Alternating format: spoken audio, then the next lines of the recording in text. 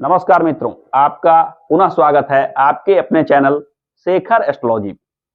आज हम चर्चा करेंगे लक्ष्मी योग या धन से जुड़ा हुआ योग जन्म कुंडली में कैसे देखते हैं, या कि जन्म कुंडली में किन चीजों को देखकर कहा जा सकता है कि आपके पास कितना धन होगा, धन की स्थिति आपके जीवन में कैसी होगी। इन चीजों को जानने के लिए जन्म कुंडली में किन किन चीजों को देखना चाहिए, किन बातों का ध्यान रखना चाहिए और कौन से ऐसे ग्रह हैं जो धन की स्थिति को बेहतर बनाते हैं। तो आइए शुरू करते हैं और जानते हैं कि धन योग या लक्ष्मी योग जन्म कुंडली में किन ग्रहों से जुड़ा होता है। जन्म कुंडली में 12 भाव होते हैं। इन 12 भाव को 4 भाग में बांटा गया है: धर्म भाव, अर्थ भाव, काम भाव और मोक्ष भाव। इनके बंटवारे में पहली राशि मेष, 5वीं राशि सिंह और 9वीं राशि धनु को धर्म का कारक माना गया है और इन राशियों को धर्म भाव माना गया है। यानी कुंडली में पहला भाव, 5वां भाव और 9वां भाव, ये तीनों भाव को धर्म से जोड़कर देखा जाता है। दूसरा भाव या दूसरी राशि, छठी राशि और 10वीं राशि यानी वृष राशि, कन्या राशि और मकर राशि। कुंडली में भी दूसरा स्थान, छठा स्थान और 10वां स्थान को अर्थ से जोड़कर देखा गया है, यानी अर्थ का भाव माना गया है। तो आज हम अर्थ से जुड़ा हुआ चर्चा कर रहे हैं। तो हम जानेंगे कि कुंडली में अर्थ भाव में कौन से ग्रह स्थित हो जाए या अर्थ भाव में क्या प्रभाव हो जिससे धन का स्थिति अत्यंत शुभ बन जाता है। जन्म कुंडली में मुख्यतः 2 स्थानों का महत्व दिया गया है: केंद्र भाव और केंद्र त्रिकोण भाव। क्योंकि प्राचीन समय में धर्म को विशेष महत्व दिया जाता था, इसलिए केंद्र भाव का प्रथम भाव, जिसे लग्न भाव कहते हैं, एवं केंद्र त्रिकोण का 5म और 9म भाव, ये तीनों भाव मिलाकर धर्म भाव माना जाता था और इसे ही महत्व दिया जाता था। परंतु यदि आप धर्म के अलावे अर्थ की चर्चा करते हैं, यानी धन, संपदा, लक्ष्मी की चिंता करते हैं, तो आपको जन्म कुंडली के अंतर्गत अर्थ भाव से संबंधित चीजों को देखना चाहिए। यानी जन्म कुंडली के दूसरे भाव, जन्म कुंडली के छठे भाव और जन्म कुंडली के 10म भाव, ये तीनों भाव धनार्जन के लिए, धन संपदा के लिए, लक्ष्मी योग के लिए विशेष महत्व रखता है। यदि किसी जातक के कुंडली में इन तीनों भाव की स्थिति श्रेष्ठ हो या इन तीनों भाव के राशि स्वामी शुभ स्थिति में हो या इन तीनों भाव में कोई उच्चका ग्रह, कोई शुभ ग्रह आकर विराजमान हो गया हो, तो यह निश्चित मानिए कि उसके जीवन में धन का स्थिति बहुत ही अच्छा होगा। धन भाव का आकलन करते समय यानी दूसरे, छठे और 10वें भाव के अलावे एकादश भाव, जिसे आय भाव भी कहते हैं, इसका भी विशेष महत्व है।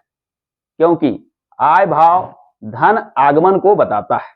अतः 2, 6, 10 के साथ साथ एकादश, ये भाव का महत्व धनार्जन के लिए विशेष रूप से होता है।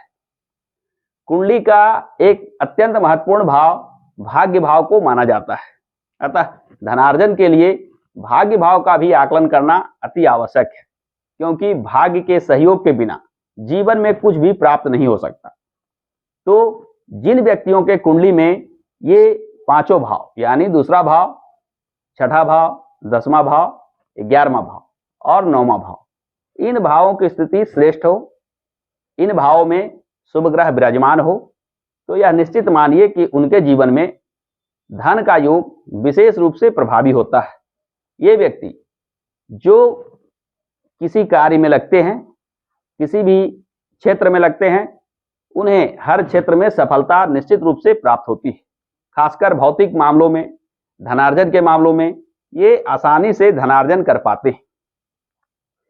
यही अगर इन स्थानों पे ग्रह स्थिति अशुभ हो रहा हो या कोई अशुभ ग्रह आकर विराजमान हो गया हो, तो यह निश्चित मानिए कि आपको रोजी रोजगार में, आपके व्यापार में, आपके कार्य में धन के आगमन को लेकर बाधा विघ्न लगा रहता है।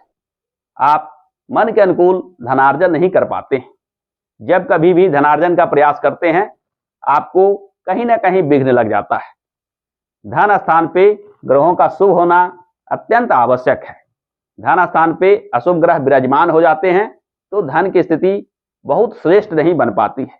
जन्म कुंडली शास्त्र में अनेक योगों की चर्चा की गई है, जिसे धन योग, लक्ष्मी योग, महालक्ष्मी योग, कुबेर योग आदि की संज्ञा दी गई है। इन सारे चीजों का निर्माण इन्हीं भावों से जुड़ा हुआ होता है, यानी इन भावों के प्रभाव से, इन भावों के राशि स्वामी के प्रभाव से इन योगों का निर्माण होता है। जैसे एकादश भाव के स्वामी द्वितीय भाव में विराजमान हो जाना एक लक्ष्मी योग का रूप माना जाता है। साथ ही साथ यदि द्वितीय भाव का स्वामी भी एकादश भाव में विराजमान हो जाए तो यह पूर्णतः महालक्ष्मी योग का निर्माण करता है। एकादश और द्वितीय भाव के स्वामियों के बीच में परिवर्तन, जिसे राशि परिवर्तन के नाम से जानते हैं, यह एक अत्यंत शुभ योग माना जाता है। छठा भाव को भी सेवा, नौकरी इत्यादि से जोड़कर देखा जाता है। यदि इस भाव के स्वामी बली हो तो यह निश्चित मानिए कि आपको अच्छे प्रकार की रोजी रोजगार लगने की संभावना रहती है। सरकारी नौकरी का भी योग बन जाता है। दसम भाव तो जन्म कुंडली के अंतर्गत कर्म भाव माना ही जाता है, अतः दसम भाव का भी बली होना, दसम भाव में शुभ ग्रह का विराजमान होना, दसम भाव में कोई स्वगृही स्थित होना, ये सारी स्थितियां दसम भाव यानी कर्म भाव को मजबूत बनाता है। मजबूत कर्म भाव कर्म के क्षेत्र में विशेष सफलता दिलाता है, और जब व्यक्ति किसी कर्म में सफल होता हो तो उसे धन का कोई चिंता नहीं रह जाती है। धन का आगमन कर्म से ही जुड़ा हुआ हो। धन के आगमन में कर्म का विशेष भूमिका होती है।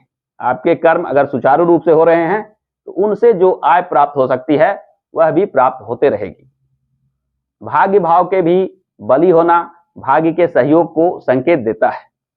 यदि भाग्य शुभ हो, भाग्य भाव में स्वगृही ग्रह स्थित हो या भाग्य शुभ स्थान पे विराजमान हो तो यह निश्चित मानिए वह व्यक्ति भाग्यशाली हो, और भाग्यशाली व्यक्तियों के लिए जीवन में कुछ भी असंभव नहीं रह जाता।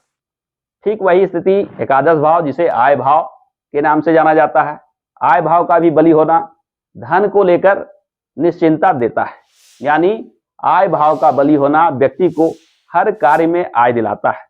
आप जहां चाहते हैं, आप जो चाहते हैं उसके अनुसार लाभ प्राप्त करते हैं, आय प्राप्त करते हैं। क्योंकि आय भाव, लाभ भाव मजबूत स्थिति में है, आपको कोई बाधा विघ्न और कष्ट नहीं देखना पड़ता। अतः जन्म कुंडली के अध्ययन में जब धन योग, लक्ष्मी योग, महालक्ष्मी योग आदि की चर्चा हो तो सर्वप्रथम हमें इन भावों का ध्यान रखना चाहिए। इन भावों के स्वामी, इन भावों की स्थिति, इन भावों में विराजमान ग्रह आपके जीवन में बहुत प्रभाव रखता है। लक्ष्मी का आना या लक्ष्मी का नहीं आना विशेष रूप से इन्हीं बातों पर निर्धारित होता है। यानी इन भावों की जैसी स्थिति होगी, आपके जीवन में धन की स्थिति उसी प्रकार होगी।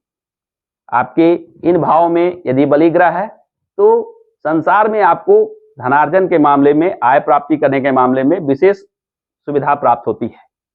और यही स्थिति को लक्ष्मी योग, महालक्ष्मी योग, कुबेर योग, धन योग आदि के नामों से जाना जाता है। तो किसी के जन्म कुंडली देखते समय हमें इन भावों पे विशेष ध्यान रखना चाहिए।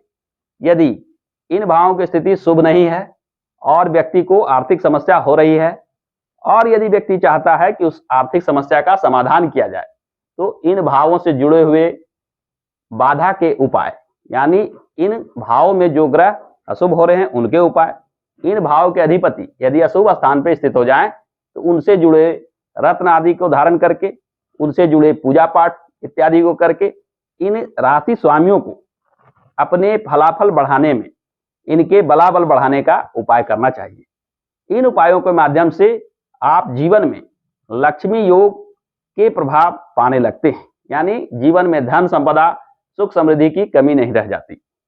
तो आज के वीडियो में इतना ही। यदि यह वीडियो आपको पसंद आया है तो आप इस वीडियो को लाइक कीजिए, शेयर कीजिए, एवं आप हमारे इस चैनल पे नए हैं तो आप हमारे चैनल को सब्सक्राइब जरूर कर लीजिए। धन्यवाद।